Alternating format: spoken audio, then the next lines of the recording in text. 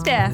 And I'm Joel. And welcome to Framed Canvas Cuffs. and Other Stuffs. Season 2, baby. Woo! We're back. We're back. Can you believe it? Boleadu. Olé adieu. Enjoy the episode. Are we not doing a Say Something Hat Day? Sorry, I didn't get the memo. Oh, gosh. Must have got lost in the emails. Oh, lost in the files. jeez. Well, I think I'm making up for the both of us. You really are. And you know what? I knew you would. And I was like, oh, do I do an outfit? But this is your time to shine. I'm just wearing what I wore to the event. Yes. Yeah. I saw you there in the background. Yeah. Yes. We just superimpose you in. I actually just got back from... Jet lagged? A bit jet lagged, but yeah, it was on Monday. But, you know, with transit and stopovers and layovers and all that kind of stuff, it did take a while for me to get back. So I haven't had a chance to get changed. For anyone listening and not watching, Joel is wearing a hat. Very descriptive, Steph. Thank you. A very fashionable hat. There's feathers, there's a flower, there's an outfit that's happening. So hey, it's a gorgeous day. I felt like, you know, just getting a bit dolled up for what we're going to talk about today, which we'll talk about later. If you haven't already guessed. And this is probably going to be a very image-heavy episode. So true, but we'll try and use as much descriptive language as we can just to really paint a picture. She's wearing a dress. Just to paint. Wow, look at that bag. Oh, wow, you really got to see this. Anyway, moving on.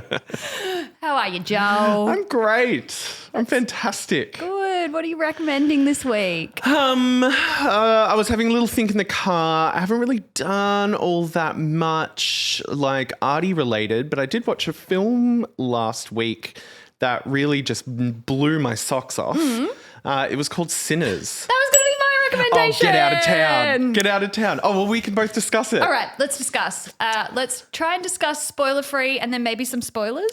Well, yeah, I don't know when this is going to come out, but it's probably already going to be on Netflix or something like that by the time this comes out. But I think my first thing from walking away from seeing this film was like, God, that was such a movie.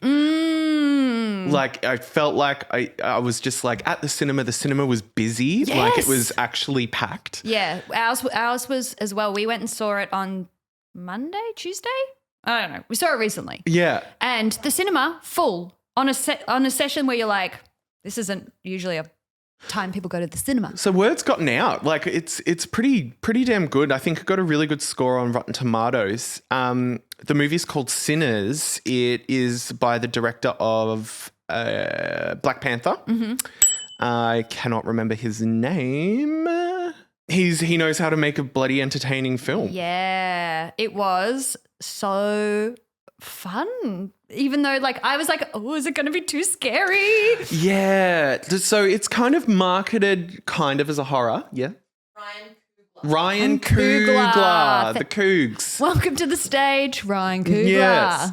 I guess, yeah, it's marketed as a scary movie, but there's so many more elements to it that really kind of like covers all bases. Mm-hmm. So, you know, if you're not kind of into scary movies or, you know, that kind of thing, there'll be other things in this film that you'll really enjoy. Like, there's like fantastic music and just the cinematography and the lighting and the history of it all. It was amazing. Take us through it, like kind of what it's about. It's without spoilers. Two brothers come back into town and you meet them through their cousin, who is the son of a preacher man. He's the son of a preacher man. And their goal is to like set up like almost like this ad hoc dive bar, pretty much in 24 hours less than.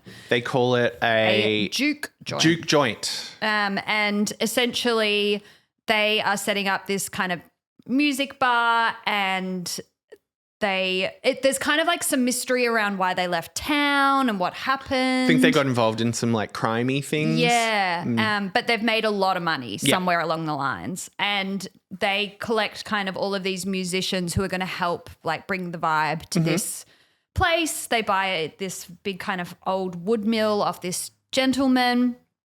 And then he is not a gentleman. He is not a gentleman. Actually, sorry, never mind. Never mind. Don't talk about that. We'll do a spoiler warning in a second. Yeah. But yeah, so essentially it's just about them setting up this music hall and then the events that happened that night. Yes. I feel like we're going to put a spoiler warning here. And if you want to skip ahead, maybe a few minutes, probably 10 for us. But yeah, so then you don't get any spoilers because I think from here on out, it's just spoiler city. Yep. Because I think I should say that the two twins are both played by Michael B. Jordan. Yeah. Who is just a gorgeous sexy man. He is, oh God, and beautiful. There's two of him. What more could you want? However, I really liked how even though he's the same person playing two characters, these characters are so different. So different. And we should mention that this film is set in the time of, I don't know, the American history era of it, but it's during, I think, coming out of the slave trade or around that time. And so these two wealthy brothers decide to make this juke joint as almost like a, safe haven bar for black people to go and enjoy themselves and let their hair down and drink moonshine, dance, sing, all that kind of stuff. Yep. So it's essentially, in quotation marks, a safe space for them. Yeah. But the safe space gets compromised later that night by an Irish gentleman and a band of other people. So it kind of sets up that the way they set it up was as well I loved because there's little nods to different things. So obviously there's still segregation around. They don't say that. Oh, Kiki. Kiki does not like segregation. But there's you notice that the shopkeep from one side of the street has to cross over into the white side of the street. And it's just a subtle nod to be like, these things are still happening, The whole premise is you do not let vampires in. They have to be invited into your venue or your house to actually get in to the place. And that's the whole kind of the main crux of the film is these vampires essentially trying to be allowed into this juke joint so they can, wreak havoc. But they are a quite savvy bunch and they're like, something's not right here. Let's not invite these people in. And that's kind of where all the tension building and all that kind of stuff happens. But I will say this film is such a great deep dive into like American musical history, into like blues, hokum, rock and roll, which all spawned from this era. Yep. And there's this fabulous montage in this film. Yes. Where the main character, the preacher boy, he's singing one of his songs very soulfully, very beautifully. But then you notice in the crowd of this juke joint, there are people in like modern clothes and there are like DJs and there's a rock musician and there's Prince. And it's visually storytelling like how all of these different genres of music spawned essentially kind of from this time. Yeah. And it was a really good visual representation of that. And while it was happening, it was just hypnotic. It was so good. Because pretty much up until that point, there has been no real horror. There's been a building feeling of tension, but there's been no real craziness. And then you're kind of building to this kind of climax right at the end. But this music part was the first time you saw anything modern. And I was so... And it was very jarring to see something modern in... but it's the way that... And it could have not been quite right, but the way that Ryan Coogler did it was perfect, amazing, just visually stunning, and the music, the sound, the cinematography, everything like that was good. We probably won't give any more away, but it was just a very entertaining movie. If it is still showing at a cinema, please go and see it. Please go see it on the big screen if you can. If not, just watch it on your TV at home, but I will guarantee that you will be entertained. Yeah. And I haven't met anyone who hasn't liked it. I know we're gassing it up a lot, but it was just good to watch a bloody good, entertaining start to finish film with a lot of different themes. Mm-hmm. And I guess the main overarching theme is how white people just suck the life out of black culture. Yes.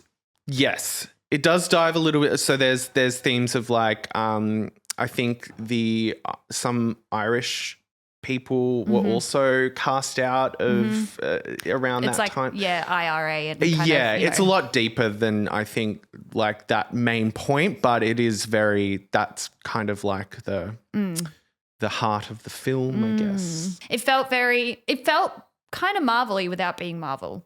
Did that make sense? Like the scope of it. Well, he did a Marvel film. Yeah, he did Black Panther. So, but yeah, it felt like in a good way. Yeah, yeah. But yeah, 10 out of 10 would recommend. Go see it. Oh, now I just have Michael B. Jordan on the brain. Wow. Whew. Beautiful man. What a beautiful, beautiful man. Oh, dear. And on that note, goodbye, everybody. So today, Joel has a wistful look on his face. Oh, it's just, we'll never get to be in love and it makes me sad. You never know. Never say never. I'll never be touched by Michael B. Jordan, and that upsets me. You know what? There is still a chance. You're still young. I don't know. It's like one of those things every now and again I get a realization like, I'll never be a megastar. I don't know. With this hat, Anna might be calling you up next year. I mean, I was mingling with the greats only days ago. Only days ago? What are you talking about? I often think to myself, God, if I could just have a cigarette with Natasha Lyonne in a smoker's, just in a smoker's room, I would be like living. Yes. That's the peak for me. I think she's given up the cigs. Because her voice sounds different. She's just like... She's not... She's got a bit more of a smoother voice. Or she's just found some... Or she's just vaping. I don't know. Everyone is, right? Hey, Peach mango ice. Oh, dear. All right. Should we get to the reason for the season? Yes. We're going to talk about the Met Gala. The Met Gala. The Met Gallah. You Flamin Gallah. You Flamin Gallah. So I actually, there were a few tickets left at the door. Yeah. And you just like took to the door, so I spoke to the door. I spoke to the door girl and you know, she let me in. So you've got all the inside tea. Yeah, Should we just start a bunch of rumors that just aren't true? Well, yeah. Well, I saw it all firsthand. I know what it's like when you go into the Met Gala. No phones though, so no evidence. No phones, but it's essentially kind of like, you know, the Melbourne show. Like you've got the cha-cha, you've got the show bags there. What was in the show bag this year? A birdie beetle. That he made his way to the Met Gala. Yeah. Yeah. You know, when I think of classy establishment, I do think of Birdie Beetle. Yeah, Anna Wintour had a bag of hot jam donuts. It was it's fabulous in there. You know what? If they served, I know they'd serve a bougie hot jam donut, but like if they served hot jam donuts, everyone would be A-okay with that, I think. They might have. Who knows? We'll never know. We will one day know when we buy tickets to go. Before we dive into this year's, let me quickly run you through a bit of a history of the Met Gala and why it fits into the art world. Yes. And I'll be very brief in this because I feel like we've got a lot to chat about. Yeah. So the Met Gala was created out of necessity because the costume department was never given funding. So essentially they had to create the gala in order to raise money to keep that section of the Met open and continuing. Right. Because I guess the Met didn't see the costume department as quote unquote art. Mm-hmm. So it's kind of that question of fashion and art. Is it the same thing? I think yes, but. Was I with you in New York where we went to the punk thing? Was that you? No, I went to the, what was the camp? I've been to the camp one. Did we go to the Met? I can't remember. I know I've been to like a punk exhibition with heaps of like Vivienne Westwood and stuff like that. And I swear that was when I was in New York. When we were in New York, right? Yeah. Or one of the times I was there. I went to the camp one when I went with SJ and CJ, and that was fabulous. Mm-hmm. But yeah, so it started in 1948, but it was the Met Gala. The Met Gala, wow. But it wasn't the gala as we know today. It was more like a little supper fundraising thing. Yeah. And then, hello, my ragtime girl. Yeah, that's exactly how I imagine it was. But then the first themed gala was in 1973, and that was the first time it was held at the Met, and it was because of Diana. I can't say her last name. Von Furstenberg? No, Diana Freeland, who was the old editor-in-chief of Vogue. So we have her to thank for that. And she is the reason why we have a theme. And then Anna Wintour took over in 1999. Right. Okay. Got you. Yes. So she is the controller of the guest list. And in 1948, tickets cost $50 or $527 with conversion today's money. Oh. Can you guess how much a ticket is for this year's gala, Joel? I think it's like $30,000. 75. Yeah, right. If you want to have a table of 10, it's $350,000 approximately. But the celebrities don't have to pay for this though. If they're invited, I think do they have to pay the for fashion houses might pay. Yeah. I think there's an element of that. I think also maybe they're paying. I don't know who's paying, but they raised this year around $31 million. Wow. Which is a lot of money. For the Met. For the Met, the costume department. Right, okay. So because the costume department, as far as I know, still does not get any money from the Met, so they have to raise their own money to keep it going. So they raised $31 million this year. They're probably getting the most funding out of all the areas of the Met now because every year they're getting a boost of like millions of dollars. Yeah, it was a record-breaking one this year. So this is their biggest one they've had. Mm-hmm. Let's jump into, I guess, this year's Superfine Tailoring Black Style, which was, this is what the exhibition is. So what comes first is the exhibition and what it will be, which Anna has a clear hand in. Mm-hmm. And then she announces later further down the track, like in conjunction with the exhibition, what the theme of the night will be. So it's drawing inspiration from Monica L. Miller's 2009 book, Slaves to Fashion, Black Dandyism and the Styling of Black Dysphoric Identity. Right. So essentially what it is, it's around Black history, Black tailoring, Black dandyism. What's dandyism? So dandyism was like a little dandy? A little dandy. So it was a style of dress which was all about tailoring and beautiful silhouettes and kind of like a bit of a flair. So like the cane and the top hat kind of vibe? But it was specific to Black culture a lot of the time. Oh, I've heard the term Southern dandy before. So it's a lot of... It was also not just necessarily the clothes that you wore, but the lifestyle that you had. And how you carried yourself. How you carried yourself, how you moved about the world. It's kind of this beautiful kind of, I guess, like gentlemanly world you live in. But, could also be as we move through history, it becomes more around, making money and, flamboyance within the outfit. That kind of thing. Yeah, so there's a bit of campness to it. But it's always about like beautiful tailoring, attention to detail, that kind of thing. Well, it's like extravagance to show your worth. Yeah. Yeah. It's a better way of doing it. Mm-hmm. Co-chairs this year were Coleman Domingo, Lewis. I love Coleman Domingo. Me too. So beautiful. To have Coleman Domingo and Michael B. Jordan. You just in my apartment. We've lost Joel again to his daydreams. Someone splashed me with some water today. What's going on? It's the hat. It's giving you the hat. It's the hat. Horny hat. It's only the horny hat. Lewis Hamilton, A$AP Rocky, Pharrell Williams, and of course co-chaired by Anna Wintour. Yep. And LeBron James was an honorary chair. Right. And now I believe we're going to talk about your first look that you're going to show us. Yes. Ooh. So I've put together a series of kind of my faves / ones I want to talk about. Mm-hmm. I didn't see all the looks from the Met Gala. I only kind of just saw what was in passing, on socials and whatnot. So I haven't seen all the looks. So there could be quite a few that, I would really, really, really love, but I just haven't seen yet. And you know what we'll do? Maybe we'll just do a recap at some point. Yeah. But these ones kind of caught my attention. And the first one is he's an artist called Shabuzi, a recording artist called Shabuzi. Look, Shabuzi's not my favorite artist name in the world. Shabuzi just sounds, I don't know. It's fun to say. It's fun to say. Shabuzi, Shapoopy. But yeah, so Shabuzi kind of came onto the scene, I think last year Mm-hmm. with his massive song. It's called A Bar Song in brackets Tipsy.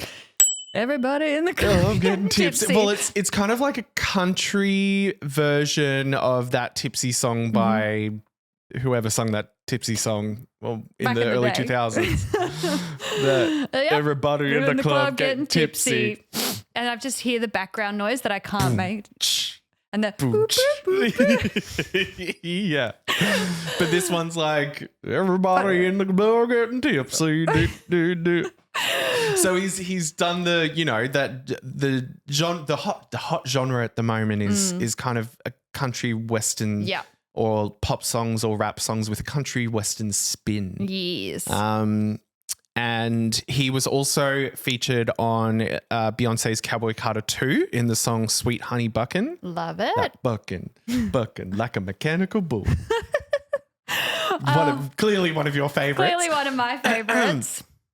But yeah, he's you know, relatively new to the scene, but he's already making really, really big waves in the music industry. And I think it's look, I'm He's saying one it to now. watch. Yeah. Here's my prediction. He's gonna be one to watch in the years to come. We'll all be talking about Shaboozey. So what I like about Shaboozey is that he kind of really delves into the fashion of it all, which I really like, which is great to see. Like, you know, a male straight, I'm assuming he's straight, artist really kind of going that bit extra, not sticking to the, you know, the status quo. He every time that I've seen him, I think he performed with Beyonce live, and he was wearing this like big beautiful coat. Like he's got a really good sense of style. Yeah.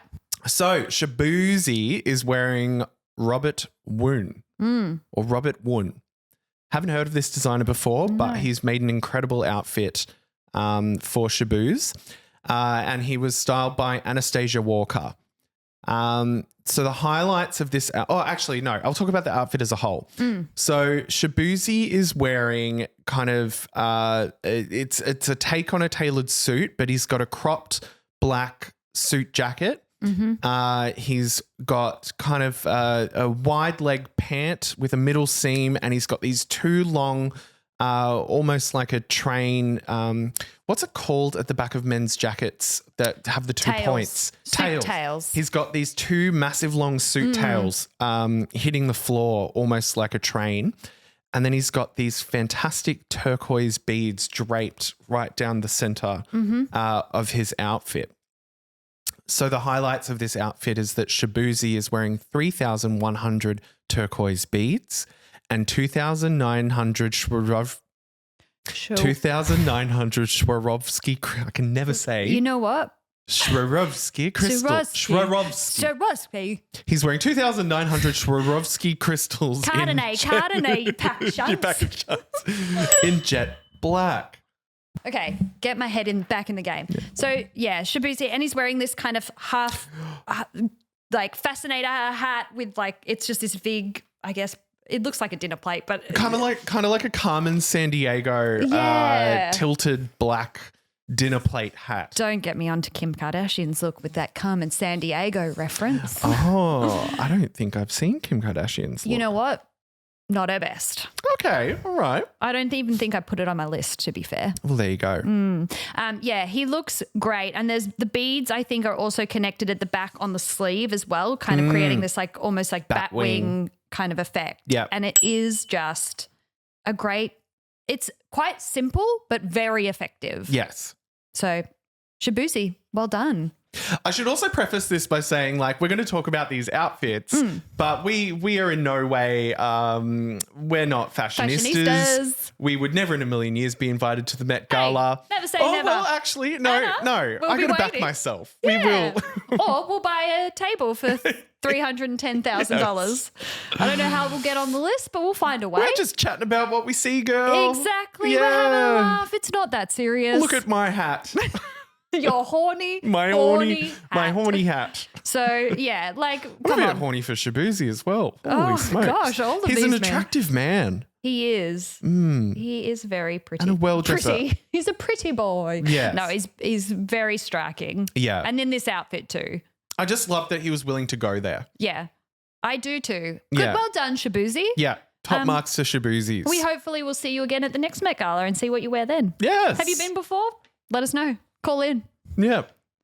I love the pop of turquoise against the black. Turquoise and turquoise jewelry is never like I kind of akin that to ladies on holidays who wear Camilla Yes. caftans, Yep, and it's they've got big. the big chunky turquoise with jewelry like things hanging off with it. dingle dangles, and they've got I'm one step away from they've that. got burnt collarbones because they just came back from a cruise. And, Yes. you know, I'm always one step away from turquoise jewelry. But you know what? I reckon turquoise is going to be the next big thing. Oh, Joel's making a lot of calls this episode, and I'm into it. Yeah. Shabuzi's back, and We're all going to be wearing turquoise in a couple of months. Mark my words. We'll bring back this premonition. Yeah, good job, Shabuzi. Well done. Yep. My first outfit I'm bringing to the plate is Lauryn Hill in Stella McCartney. Oh my God, Steph, you'll never believe this. I also have Lauryn Hill. Oh my God, no way. I really thought you weren't going to. I tried to do ones that I was just like, okay, Steph probably won't do these ones. But turns out you don't know me at all. I'm gobbling up my words. I feel like from here on out, you'll be like, yep, standard. Yep. So she is wearing a beautiful Stella McCartney yellow suit. Like a canary yellow. Yeah. And because the carpet is blue, it stands out impeccably. But she's also carrying a Hermes Kelly bag in cerulean blue. So, which is a great statement piece against the canary yellow. This color just is so gorgeous on her, and her skin tone and just everything. She just looks so luxe, and she looks great. She looks delicious. She does. She looks like a little bit of a lemon sorbet that you could just eat right up. Come here, Lauryn Hill. Yum, yum. She's also carrying, like, there's a gentleman behind her with like kind of matching yellow parasol kind of thing as well. Yes. Kind of that's that dandyism kind of being referenced again. And she's carrying a heart that looks very bejeweled and probably is very expensive. And everything about it just screams, I am rich, I am wealthy, and you must respect me. I have one solo album to my name, and I am riding that to the end of days. Yeah, this was the first time she went to the Met Gala too. Which is making me think, I wonder if we're going to get some more music from Lauryn Hill in the near future. I wonder if this is, the starting point of her next era. Yeah. Because, God, the Miseducation of Lauryn Hill is one of my favorite albums, and I think I'm not alone in that. Yeah. I think it is one of the great albums of all time. Not to mention her work with the Fugees, her band before that. But yeah, the Miseducation of Lauryn Hill was always on as I was growing up. It is just, for any young listeners unaware of Lauryn Hill, go. First off, watch Sister Act 2. I was going to say, she's in Sister Act 2 and that's really time to shine. She sings His Eyes on the Sparrow. Oh, it's just so good. Gorgeous. And she just blends rap and soulful singing and just everything so beautifully. And her solo album, The Miseducation of Lauryn Hill, is literally a defining album, and she has been touring this album essentially since it came out, and I guess building the hype to what she'll do next for 20 years. Yeah. So he's hoping new music coming soon. Yes. So I've wrote here, known for the band The Fugees and one of the world's best albums, The Miseducation of Lauryn Hill. Yes, she's wearing Stella McCartney. And the highlights is the Hermes Kelly bag, which I Googled quickly, roughly between $12,000 to $17,000. Yep. So you have to go on a list to get a bag, an Hermes bag like this. And then you get the call, and no matter what color it is, you purchase it because you basically don't get a choice. Have you seen those little monster things that people are clipping to their bags now? And they're like the biggest thing in the world. They're called like Lulubies or something. I have seen them. Very, very interesting thing that we're doing. They're sold out everywhere. Why are we? They're these little clip-on little dolly monsters with like cute little faces that people are clipping onto their like Birkins and stuff like that. Yeah. I kind of want one. So you're waiting for them to come back in stock? Yeah, I guess. I kind of want one. Lockie's been collecting like vintage Barbies and he's actually becoming a man obsessed with vintage his doll collection, but he's watching a lot of YouTube videos of doll collectors and stuff like that as well, and I'm kind of getting into it too. And so now you want I want toys. Yeah, maybe we should get into collecting things like I that. want a little Lilu. All right, well, put it on the list. But yes, Lauryn Hill. 10 out of 10. Good. 10 out of 10. Just regal. She looks like a queen. Yeah. No notes except for. I know she was probably sitting down in the car, but there's just some creases in her pants, and I just said, "Get the steamer out, girl." Oh, she should have taken a bus. She should have taken the bus. She should have stood up. She should have taken the tram. You know what? She probably drove herself there. Oh, no way is Miss Lauryn Hill. She's never driven again since that album came out. But yeah, I just went, steam those pants. Gosh, she looks amazing. One of my favorites for the night, and just looks so divine against the backdrop of the carpet and the flowers and all that. Mm-hmm. A lot of people were saying they didn't like the carpet and the color scheme and all that. I really liked it. I thought it was great. I thought it was really and I think it made everything chosen. Stand out. Pop, yeah. If you were wearing even because there was a lot of black and things as well. So it's kind of like even that stood out because the blue was everything shines against it. Yeah. All right. Gorgeous. Next look, Joel. Who are you bringing to the table? Oh, this one is divine. Oh my God. Have you heard of Anok Yai? No. Apologies if I'm not pronouncing her last name correctly. She is one of the highest paid supermodels in the industry. Oh. And you'll see why. And you should look up anyone at home. Oh. Please look up Anok Yai, Anokyai. Mm-hmm. She's been to the Met Gala a couple of times. Okay. Last year, she was wearing an incredible like beaded to her body, like stone to her body, like almost like she was in water. Oh. She is just one of I audibly gasped when I saw this picture of her, especially the profile shot of her face. One of the most gorgeous creatures I've ever laid eyes upon. You know, when you look at someone, you go, I don't think you're from here. Yeah. I think you might be from another. Yeah, she's got an otherworldly face. And you know what? She looks stunning in this dress. Please, everyone, look up Anok Yai when you can. She is just... she needs to be seen to be believed. Yes, you've got to see this face. Yeah. There's a reason why she's the top paid supermodel of the world. Yeah. So she's actually wearing Tom Brown, who is a big, he's done a lot of looks this year. Yes, Tom Brown we will no doubt touch on a few coming up. I love Tom Brown, known for his tailoring, known for his suits and whatnot. So Anok is actually wearing a suit dress made by Tom Brown. This is from Harper's Bazaar. Her sleeveless gown's top half had a figure skimming collared black brocade bodice. Brocade bodice. While the jacket sleeves were slung over the hip and knotted, down at the bottom, Yai's ensemble featured a fanning hem in white fabric, which represents the dinner shirt, which made her outfit look more like a ball gown and less like a traditional suit. Yeah. So essentially her whole dress is like a large version of the top half of a suit and the bottom represents the shirt. Yes. And the bottom makes it look like a big fanned out mermaid gown. Tail. Yeah. Oh, she looks just fabulous. I don't know if this dress was on anyone else, I don't know if it would be hitting as hard. But because it's on such this gorgeous specimen. Yeah, it could swallow you whole, this dress, especially the bottom half. It could wear you, not you wear it. Does that make sense? Yeah. And I think the way that she's standing and the way she's poised. Yeah. I think sells the dress. She's selling the garment. I would even go as far as to say that on anyone else, this look might look quite simplistic for the Met Gala. Mm-hmm. But she is just so striking. I know I'm going on about it, but it really brings everything together. It really, really and does. And made her a standout for me. Yeah.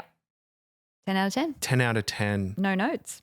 Oh, please, if you can, watch this YouTube video because we'll have the outfits we'll have all the outfits dinging up. If you can't, just picture it in your head. Yeah.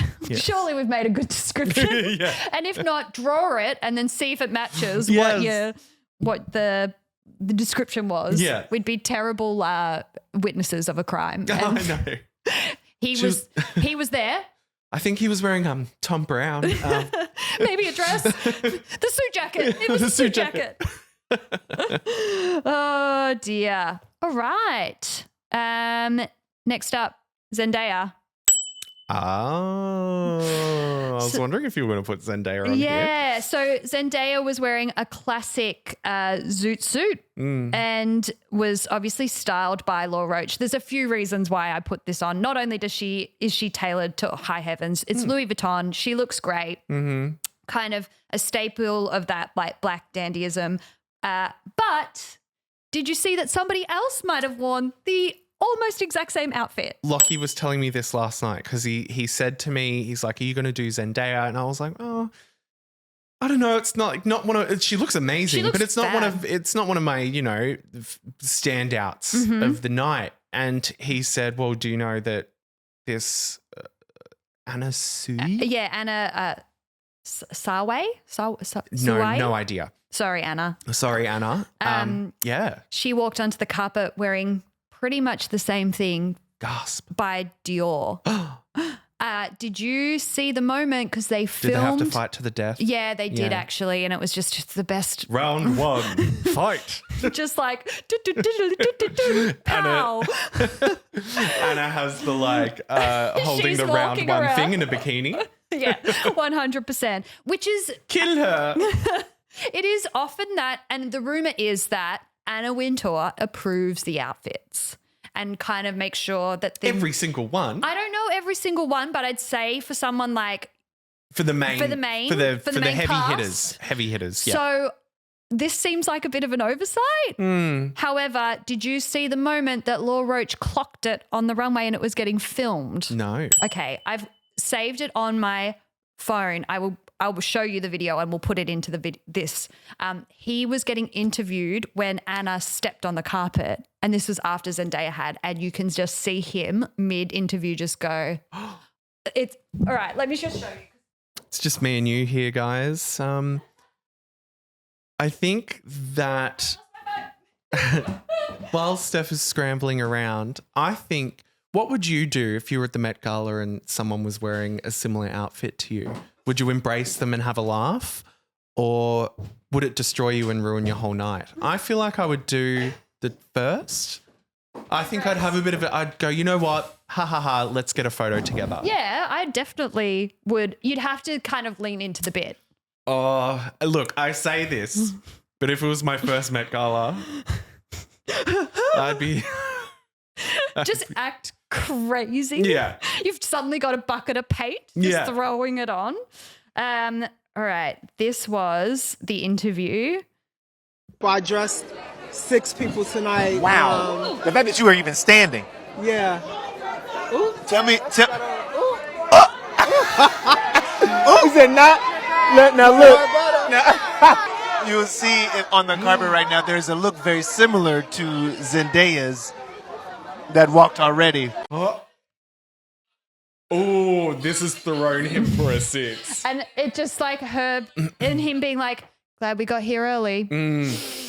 He would have been fuming. Well, my take on it is it wasn't a show-stopping outfit. No, but she Zendaya, you've done so many good looks. You can just, not sit this one out. You still looked absolutely gorgeous. And would never in a million years look this good. But did Zendaya do that one that year with the light dress? Yes, where she was turned into the Cinderella. I liked the spectacle of it, but it was a bit, was that camp? No. Yeah, that was camp. Yeah. Look. Looking camp right in the eye. The spectacle of it was good, but I don't think it looked great. From a fashion perspective, I don't think that dress looked great, but the spectacle of the light, it seemed like a drag queen stunt, which also goes in with camp. Yep. But Zendaya's outfit reminded me of Celine Dion's backwards white tuxedo. I see that. So, yeah, look, or white lady funerals. You know white lady funerals? Yeah, I do know. We'll take care of all your needs with a Why do we have woman's touch. Why do we have a place in Melbourne called White Lady Funerals? It's the woman's touch. I know, but white lady? Gotta be a white lady.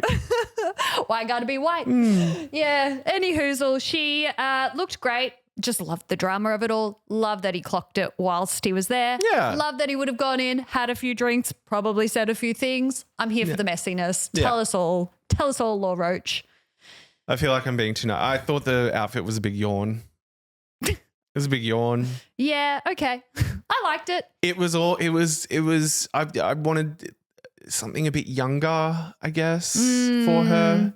I feel like she's Still a keeping young very woman. low key at the moment. She is, because She's getting married, girl. she's getting married. She's probably got some mega film that's going to come out soon. I think she's probably doing the thing where she's disappearing so we don't get sick of her. Because, oh God, you should have seen her on the Dune press tour. Those were the greatest outfits. She looked, anyone who's got some time and wants to see some outfits and Law Roach at his best, Yeah. go for it. All right. Zendaya. Bad Bunny. Bad Bunny. You're a bad bunny. I think most people should know who Bad Bunny is by now. He's pretty massive. He's around. He's a Puerto Rican rapper. He's a big deal. I've put here very sexy. Joel needs to cool off today. He's going to go home, take a cold shower. I really need to. Yeah, no. I'll drop all this kind of stuff in case. Should I start Have being? people from work listening to this? Yeah. I mean, do you want me to make some horny comments about people? I mean, Zendaya, she's hot. But what else can you say? Like, I can objectify the women if you'd like. I'm not objectifying. I'm Simply appreciating their the form. sexiness. So Bad Bunny, yes, Puerto Rican rapper. He's a pretty big deal. He's coming to Australia next year. He's just announced the second Sydney show. He's pretty massive. He's also dating Kendall Jenner, I think. I'm not sure if they're still together. Not 100% sure. See what he was wearing. How cool's the bag? I love the bag. Yeah. So, bad Mr. Bunny is wearing a custom Prada brown kid mohair suit, tobacco poplin shirt finished with a raffia tie, natural rope and leather belt, a natural coloured canvas boots. As he walked up the iconic I didn't write this. As he walked up the iconic steps, complete with embellished leather gloves and a fall/winter 2025 runway bag. I'm assuming that's a Prada 2025 runway bag. Yep. And the highlight is that he's wearing a dark brown parva hat, which symbolizes his Puerto Rican roots. Right. I was going to ask about the hat. And I love the hat. The hat think it really is great. It really suits the vibe of his whole outfit. Mm-hmm. It's very, look, if you have on paper like, brown suit, blah, blah, blah, it doesn't sound very inspiring, very anything. The way that this is styled is so good and so sexy and so 90s. Yeah, it is giving very 90s, early thousands. He's got those little circle glasses on. He looks, the brand, like the simplicity of it, but he does look like he's from the early thousands. That one little curl on his hair line. I just think he's cool. I just think he emulates Keel. Yeah. Keel. You've gone from trying not to objectify to be like, he's cool. He's Keel. The look. So the look is Prada, right? Yeah. Yeah. So Prada's known for like quite, not simple, but like simplistic, clean lines. Yep. And tailored. And he looks great. And I love the hat. The hat makes the outfit. And I think if he wasn't wearing the glasses, we'd feel, I think the glasses as well make the outfit. I know that sounds. Everything. I feel like every single accessory is perfectly works with this suit. Like sometimes, you're wearing a suit and your accessories are a hat, sunglasses, a brooch, gloves, and a bag. Maybe you'd be like, oh, maybe I should leave one of these at home. Yeah, take one thing off. But every single thing works. Yeah, it really does. And maybe I would take off the gloves. No, I like the gloves. Okay. We'll leave. I like the gloves. It's the Met.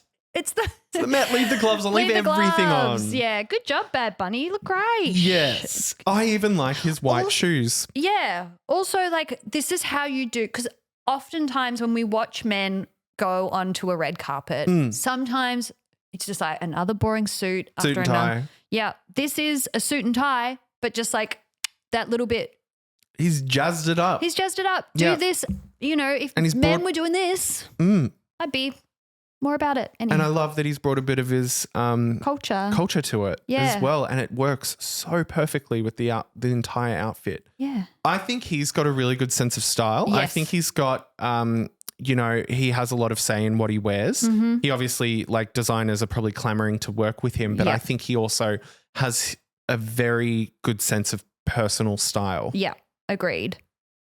Mr. Bunny. Mr. Bunny. Mr. Bad Bunny. Couldn't tell you a single song of his, but I know he's massive. Well, SJ, I think, was telling me that they're doing a doctorate class or something in one of the Ivy Leagues because the impact that his music has had on culture and what it's doing, and like within, like, because he sings a lot in Spanish.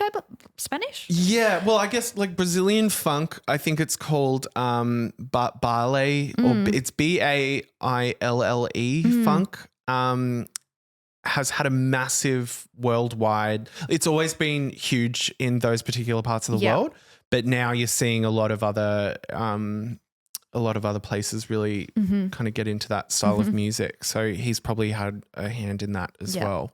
Bringing that to the world stage. So, yeah. Good job, Bad Bunny. Good job. Andre 3000. Yes. He's not on my list. All right. But let's talk about Let's talk about him. I said, who strapped a piano to their back? That must be Andre 3000. Yep. So he was wearing, he worked with Burberry and collaborated with Law Roach as well for this look. But the workwear-inspired jumpsuit was actually created with Burberry and his fashion label that he owns as well. So Andre 3000s. Yeah. So it's called Benjamin Bixby, and that was their collab. So that kind of his, I guess I will say fashion house. It's probably less of, but his brand has kind of taken a back seat. But I think this is him trying to bring it back into the culture. When I think of Andre 3000, I think of like golf hats and checkers. Yes. Or like equestrian wear. Yep. And you know what? That's exactly what that is. Outcast and Hey Ya and all that. Yeah. That is exactly what it is. So the look was a reference to apparently his new album that's coming out, which is apparently just all instrumental. So not his first either. He did an instrumental album. I think his previous one is only instrumental as well. He plays like the flute or the clarinet or something. Yeah. And apparently it's good for what it is. Good for what it is. I think it was nominated for a Grammy. Oh, there you go. There you go. On the beat for Andre 3000. I did love Outcast back in the day. Yeah. They were a time. You really had to live in that. Roses really smell like boo, boo, boo. So he arrived with a piano that was by the brand Pink Sparrow, and it was a tribute to the impact of obviously Black musicians and American history of very similar to Sinners. So it was kind of like this tribute to that. He was also carrying around a trash bag. See, I saw this and I'm like, is it kind of a nod to like busking culture? Yeah, so I think it was more about like the traveling musician. Yeah, so I couldn't really find any reason why the trash bag was part of the look. Yeah. I could find stuff on the piano, I could find stuff on the jumpsuit, and I guess it's kind of this whole working man, coming into like how this music culture started and that kind of thing. Now, I want to know is what did he do with the piano when he got in there? Yeah, so apparently he took it off and that's his little just put it to one side. Yeah. I'll pick that up. He coat checked I'll it. pick that. Yeah, I'll put it in the coat check. Hey, you mind if I just check in this piano? The poor like she's like this tiny waif thin intern wannabe actress. She's like, what do I do with the piano? Yeah. He's like, don't let that piano out of your sight. She's just stressed. Fun fact, when I was in New York and one of my jobs was doing catering, we used to go to all these events here, there and everywhere and do, walk around white shirt, bow tie, that kind of stuff, hors d'oeuvres, yada, yada, yada. A lot of events for like big banks and stuff like that all around Manhattan. I worked a job at the Sports Emmys, which is a thing. And I was in the coat check. Oh, you would have had to deal with the piano. No, but I did see J-Lo and her sportsman husband at the time, or boyfriend at the time, walk past. Oh. And also I was probably taking the coats of all these incredible sports people. Had no clue who they were. I wasn't very like, aghast by it. But J-Lo, but I did see J-Lo and I went, oh. J-Lo! Describe what you're seeing to the people, Joel. So there's two looks here. So obviously one's when he is outside of the Met. One is is he inside the Met in the second one? Yeah, that was what he changed into so he could enjoy his meal. Yes. So he's wearing a jumpsuit, which has two large zips up either side, obviously, for an easy way to get in and out. He's carrying a black garbage bag as an accessory, and strapped on his back almost like an astronaut would strap his oxygen tank to his back. He's got a mini grand piano. Whether it's an actual playable proper piano, not sure. Yeah. I bet it is. And the way, if you can go and see footage of him walking, it looks heavy. It's not a hollowed out piano. It's obviously a statement. Like he's telling a story with this. And then he's inside and he's taking his jumpsuit off and he's wearing some kind of velvet. Like that velvet kind of plush velour thing. Which is great. Looks fine. I will say I loved his.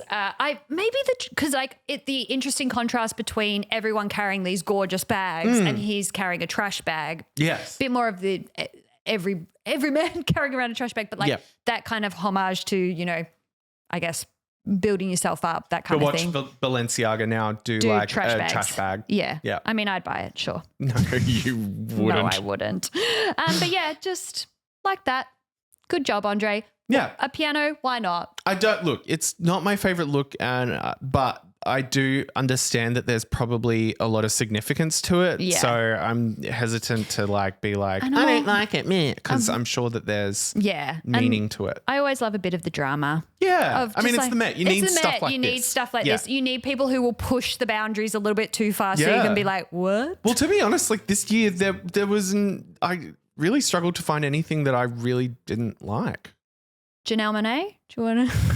Isn't she on your list? She's on my list. Okay, well, we'll talk about her. We'll talk about her because I was like, that's the one I was like, I don't know how I feel. Really? Yeah. I'm so undecided on that look. I am shocked. Oh, I am shocked. Anyway, let's continue on. I've got two more to go, by the way. Alrighty. Oh, it's kind of my favorite look from the night, but I want to go girl again. All right. Mindy Kaling.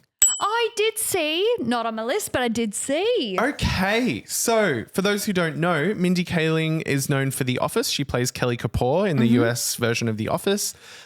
She had a show called The Mindy Project, and she also created the kind of very much panned resurgence of the Velma. Well, not resurgence, a spin-off of Scooby-Doo called Velma. Which is like an adult animation version of the character of Velma from Scooby-Doo. I haven't seen it, but I've heard that it's pretty terrible. Okay. That's all I pretty much know. Now, I was not expecting Mindy Kaling to be wearing my favorite look of the night. This is your fave. I think so. Ooh. She's wearing custom Harbison Studios suit, complete with a satin white tie and red and blue embellishments, as well as a cummerbund that doubles as a train. Her look was topped off with bold gold Marco Basigo jewelry. I think this encapsulates the theme for a woman to wear to the Met Gala this year pretty perfectly. I really like it. It is tailored so perfectly. The cummerbund is so gorgeous. Yeah, she looks colors, incredible. The colors, the details, the makeup, the hair.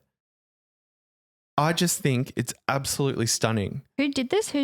Harbison Studios did the suit. I'm not sure who they are. It just took my breath away. She looks gorgeous. She does look gorgeous. And then I guess in like the brooches that are kind of closing, running down the dress that kind of like look like they could be closing it, whether they're buttons but they're brooches. Yeah. Very kind of like Schiaparelli style. Yeah. It's actually, the proportions on this are crazy good. I just think it's absolutely beautiful. I don't know if it's like a controversial opinion or not, but I think it's really, you can't deny that this is a gorgeously put together outfit. Yeah. And the hair and the makeup. She looks amazing. Bucks. Good job, Mindy Kaling. Who would have thought? A fashion, like I guess, what is there else to say? Yeah, no, nothing else. It's just beautiful. Beautiful. Yeah. Well played. Do we want to talk quickly about Doja Cat? Because I loved Doja Cat's look. Doja Cat's look was fun. This is why I love the Met Gala. Yeah. You're not going to see this on any other like red carpet event. Probably, well, you might, but maybe like the MTV Awards or something. But this is just like elevated. It was. So obviously Doja Cat went for a kind of punk 80s style custom Marc Jacobs. Clear collaboration of the two. Yeah. And that's what I love when you get someone's like, for Doja Cat, you clearly saw her in this outfit and you also saw Marc Jacobs. So you can clearly tell they could, like, it wasn't Marc Jacobs gave her a look and she wore it. So she said she wanted to feel like a gangster or a madam on the red carpet. And so then Marc Jacobs was getting sent all of these kind of imagery and that kind of thing. And then in honor of the theme, there was the pinstripe on the suit jacket. But yeah, I just looked at it and I went, I goddamn love this look. Can I see the picture? Yeah. Joel, tell us what you see. God, it's so sick. Oh, I love it. It's stylized. Yeah. The makeup is like a drawing. Yeah. She's wearing, I can see a drag queen really rocking this look. Yeah. She's wearing like a suit jacket with oversized shoulder pads, very like 80s, 90s, that has the middle part of it replicates kind of like a animal print bodice with two pointy boobies, which is also very like Madonna, that kind of vibe. And it is pantsless. She's got the black razzmatazz stockings, which also is very 90s of her. And she's got this like big bouffant of cool hair at the top. Again, like, she's got blue eyeshadow, red lipstick. She's really just nailed this like 80s, 90s aesthetic. And it just looks so cool. It doesn't look costumey. It looks, I don't know how to explain. And I think because everyone kind of went like a bit more classic old school. Yeah. This stood out because it was more modern, like, you know, a bit more, a different kind of era, but the same concept, which I loved. And when I say I could see a drag queen wearing this, that means like a lot of the drag queens, especially these days, are kind of leading the way in experimental fashion and stuff like that and looking fucking amazing. So that's in no way to say that like she's looking silly. She's got this outfit on with a point of difference that just looks, I love it. I would wear it. I'm going to wear it to the rugby later. Oh, perfect. Perfect. Sounds like a plan. Oh, good one. I forgot about, I should have put Doja Cat in mine as well. Yeah, Doja Cat. Loved her. Good job, Marc Jacobs. Is it Doja or Doja? I don't think it matters. Do we briefly want to touch on Doechii as well? Because I feel like similar vibe in the sense that she was wearing Louis Vuitton and her look was incredibly modern, but so I loved it. But I didn't. You didn't? Oh, I liked it. I loved it. I didn't love it. Okay. Tell me more. I just don't think I like the shorts. Yeah. I think that's the main. Yeah. I think the shorts just weren't hitting for me. It was kind of messing up the proportions a bit of the whole thing together. I would have liked a bit more like elongated. Yep. Does that make sense? Yes, it does. So because I think she's wearing a flat shoe as well. I'm pretty sure. Yeah, it's like a chunky, almost like a Doc Marten type look shoe. Yeah. I loved that it was very Louis Vuitton in the sense that it was like the logo, just screamed that real, like, you know, when everyone wears labels and there's kind of that association of like, I'm showing my wealth. Yes. As opposed to like, I'm buying it, but you don't necessarily know. Yeah. I love a prop cigar, but it always bugs me when they're never lit. Like, and I know you can't light it. I know that's not allowed, but I wanted her to light that. Madonna had one, Doja had one, and there was someone who had a mini like cigar or cigarette as part of their ring. Ooh, I like that. But yeah, and I know you can't light it, but God, I wanted just light it. Yeah. Because it just looks. Otherwise, you're just sucking on a brown log. Yeah. For lack of a better descriptive term. Yeah. So yeah, I just liked the look. I thought it was cool. Yeah. I mean, I love the top half. Mm-hmm. I love the maroon color that is styled with it. Yeah, I just don't like the shorts. I also liked, and this was, I think, now I could be wrong, but she did a pre-look when she was leaving her hotel. You know how they all walk in and out, and she was carrying all the Louis Vuitton luggage, and she looked great. And for me, that referenced Andre Leon Talley, because when he is in the September issue, he talks about how he won't do sports unless it's like fully kitted out, and he's got all these Louis Vuitton sports stuff. And so for me, that was kind of like the embracing of the culture of it all as opposed to the look.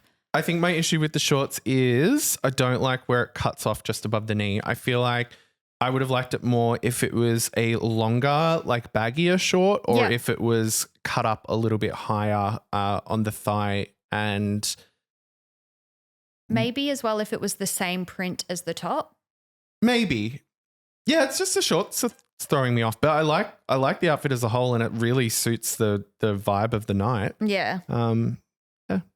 Yeah, it's just the shorts. Just the shorts. Shorts and the chunky shoe. Yeah, the chunky it screams very like school vibes. You know, like the chunky when you got the chunky shoes for school. Yeah. But yeah. I remember, I think it was one of the years Pharrell wore shorts with a tuxedo kind of top. I think I just don't like shorts with tailoring. Okay. Yeah. You know I think I might have a bit of a bee in my bonnet about that. Put it in under I your don't think it ever looks quite right. Yeah, I see that. You know? But I like it. Yeah. And one day I will wear shorts. But then I liked when Doja had the cut at the hips. Because it's more so like a bodysuit. Yeah. Yeah, I don't know. Because it elongates her leg. Yeah. As opposed to shortening it. Yeah. Yeah. I think that's it. All right. Alrighty. Okay, so my last one was a bit of a surprise. Patrick Schwarzenegger. Oh. Did you see his outfit? No. Okay, so this is something that I would 10,000% wear. Okay. I saw it and was like, that's how I want to style myself from now on. Mm-hmm.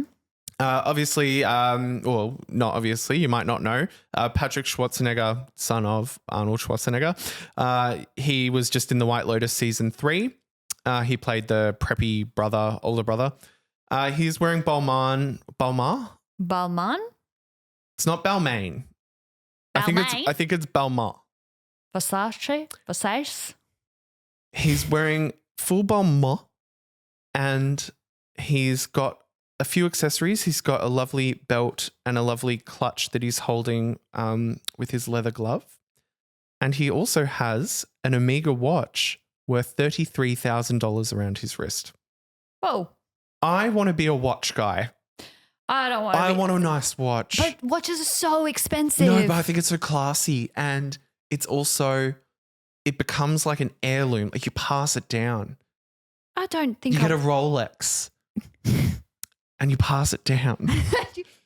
Family There's lineage. just something, I find them sexy. Mm-hmm. I find them It's sexy. the I find them powerful. people. Yeah, yeah. What's happening to me? No, but I do understand. I want to become a watch culture. guy. Yeah, watch culture. Watch culture. Watch culture. Yeah, I get it. I it's a real thing. Yeah.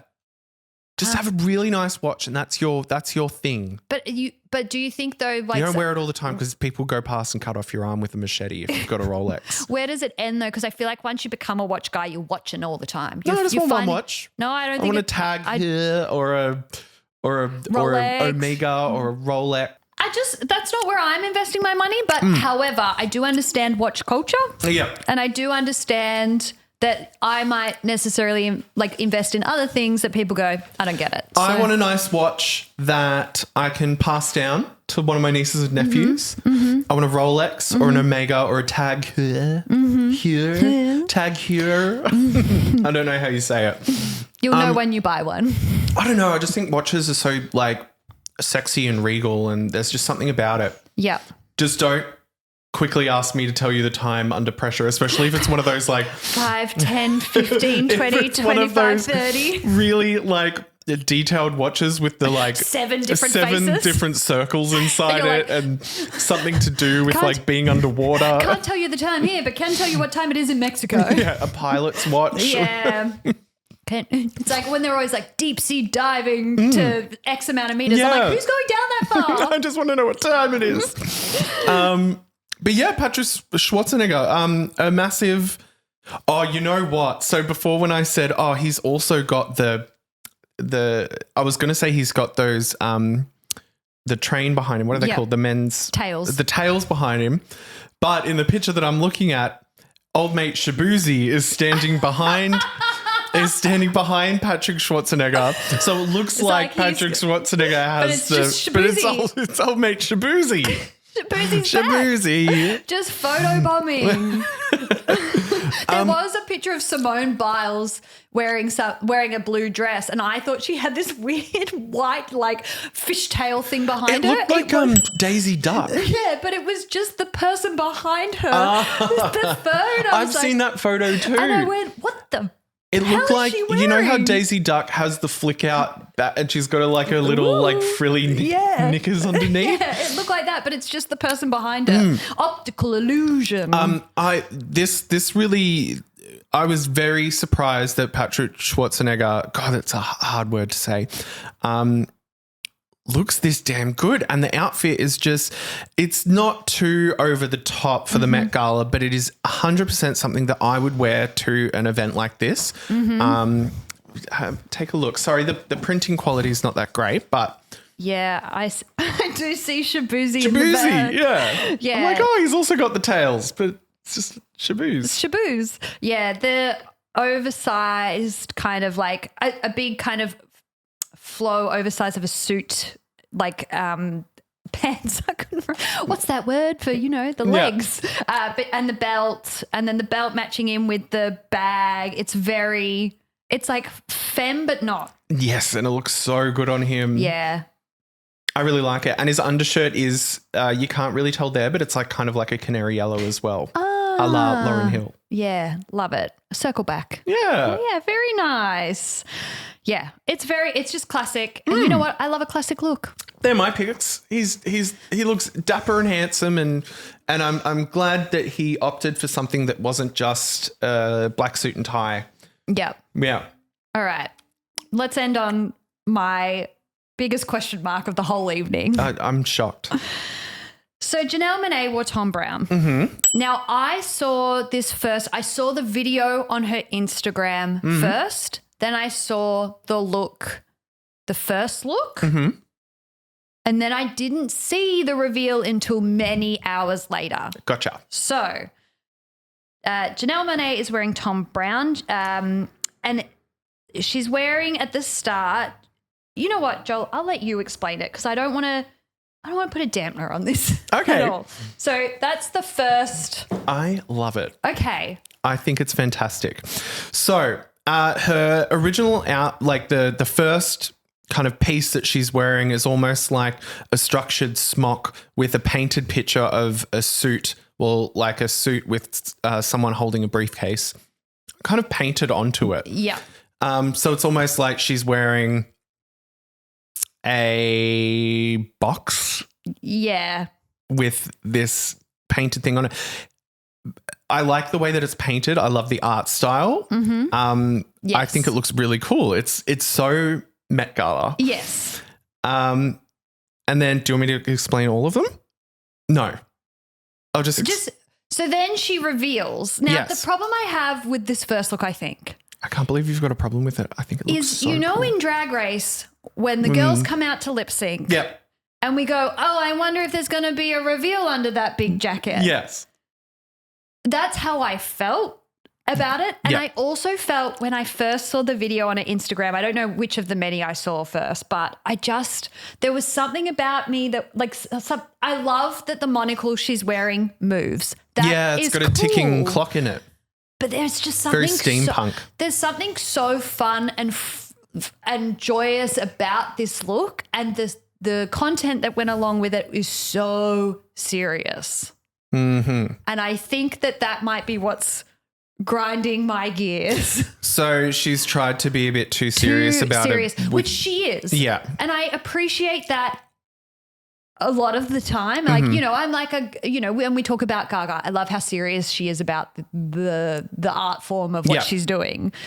So maybe that's what's kind of stopping me from liking it as much, because it's so camp. But there's something about it. But when I saw the reveal, I understood it a little bit more, and I was like, okay, cool.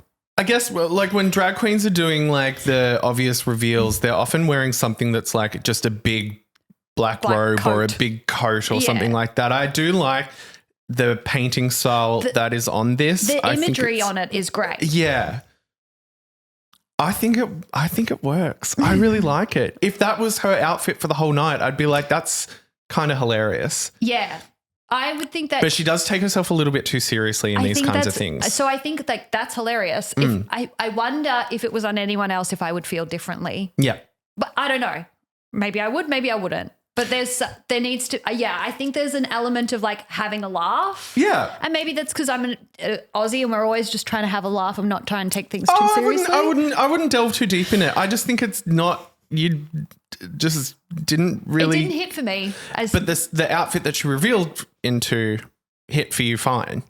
I think it made the whole concept make more sense. Yes. But yeah, it made the concept make sense. Mm-hmm. And I liked it as a whole package. Yep. I don't know if I like them separately. Yes. I'm not the biggest fan of, even when Gaga did it, the reveals on the Met Gala runway, like the carpet. Mm-hmm. I don't know why, but like just taking off thing after thing after thing has never been quite my favorite. But I really like these all as separate pieces. And then she obviously reveals into a lovely red, black and white tailored suit. Yeah. Which resembles the painted one that she had in the smock that she was wearing. The tailoring is immaculate. You cannot ever fault Tom Brown on the tailoring and the looks. She's gone quite steampunk. Yeah, maybe that's it. Yeah. I'm not a fan Which of steampunk can be, it's not for everyone's taste, you know, with the bowler hat and then the monocle with the ticking clock and all that kind of stuff. Steampunk, it really Maybe has its that's own what's- certain obvious. Yeah, maybe you're not a fan of steampunk. I think maybe I'm not a fan of steampunk, and that's what's thrown me in this whole thing. Yes. Maybe if I just took off the monocle, Yeah. I would like it more. But I think it's accessorized to perfection. I really like the whole thing altogether. Well, I'll have a think. I see your point of view. I see exactly what you mean. But yeah, you can't deny that the undergarments and you know are great. what? I love a bit of, this is why we love the Met Gala, because Yeah. it's got these things where you just go, I don't know. And then I think at the after party, She it was even wearing revealed into like A titty explosion. Yeah, she was wearing got pasties. she got her boobs out Yeah. and she was having a great time. Yeah, and I think should I say I like that look Yes. the most. But yeah, that was the one. I have a question mark over it. I don't know. There's something about it that I just go, maybe not for me. And Janelle Monáe has had a pretty big impact in our lives. We used to listen to her all the time. Love Tightrope and that one she did where she was on that fashion runway dressed as an equestrian horse. Yes, lady. We love her creativity. Yeah. It just, I don't know. There was something about it but she did. So I've got a quote for her about the look. She said, "I'm such an art student and such a performance artist that if you give me a theme, my inner child is going to be like, we must play. What can we create? And how far can we push the boundaries?" And she said, and someone said, what should we take away from this look? And they said they should take away that Janelle Monáe is a Steph said the monocle. the monocle. Take one thing off. It's the monocle. Stop trying to make steampunk happen. They should take away that Janelle Monáe is a cinematic bitch and loves to play and loves to create walking cinema. See, I think that's pretty cool. Yeah. It doesn't sound like I like her explanation of it. It doesn't sound like cringy or too serious. It's the hat and the monocle. It's the hat and the monocle that is. That's it. We've pinpointed the problem. Yeah.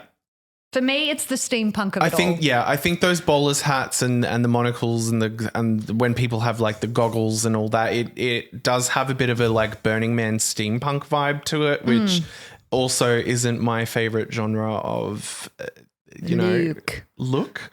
But yeah. I think it has its time and place. So lose the hat, lose the monocle, we'll be okay, Janelle. Janelle, you can keep the hat and monocle for me. I think it all works together for me. I appreciate the effort you put in and love it. Yes. Shout out to Coleman Domingo as well. We didn't speak on him, but he looked great. He did 3 outfits. I liked his after party outfit the best. Yes. I didn't like his cape. Yeah. I liked the suit. I do get there's probably significance behind that as well. I just didn't like the blue of it all. Yeah. That looked like something like a reveal. Yeah. That was very obvious. And then the suit underneath was great. And the after party black, did you see like with the hat and the... I didn't, but I'll have to look. Take that offline. That's for your horny hat time. Any thoughts you want to add, Joel, to this episode? Any final wrap-up thoughts? Oh, look, I just love fashion just ties into art and la, la, la, la, la. It's fun to talk about clothes. I like it. Yeah. I just love a spectacle. Yeah. And the Met Gala is one of the biggest. Yeah, so absolutely. Can't wait for our invite next year. We'll be waiting, Anna. Just personally deliver. I mean, you've already been. Let's just dress up as cater waiters and just go to it. Just pretend. Gate crash. As always, have a good week. Yes. Make sure you follow us on all of the socials. Yeah. Follow us on or subscribe on YouTube, Apple Podcasts, or Spotify. Tell one friend so we can double our audience in 1 week. Yes. Pop on a Say Something hat. It'll really change your day. Feel inspired. Yes. Maybe it will make you a little bit horny. Oh, God. We're going to stop saying the word horny. That's the outro music. I know. Horny. Horny, horny, horny.